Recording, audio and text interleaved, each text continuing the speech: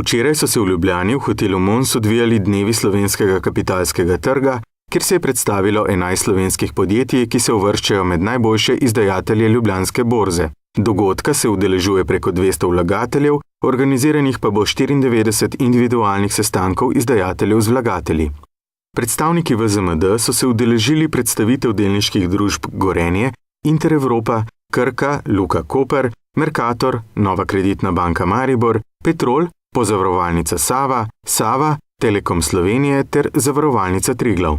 Stavimo na to, da bomo v naslednjih 4-5 letih v Gorenju repozicionirali blagovno znamko in postopno gradili to, kar smo v zadnjih letih že dosegali, ampak še bolj z odločnimi koraki in še z večjimi uspehi. Hkrati pa bi naj operativni dobiček oziroma njegova marža bila nekje na ravni med 5 in 6% od prihodkov. Dodana vrednost na zaposlenega bi se naj bistveno povečala in bi naj v tej naši zreli industriji presegala 40.000 evrov.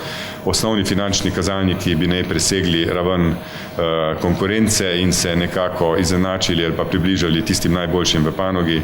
Hkrati pa razmišljamo pri vseh investicijah tudi o tem tako imenovani premiji nad vakom oziroma pozitivnem ekonomskem dobičkom.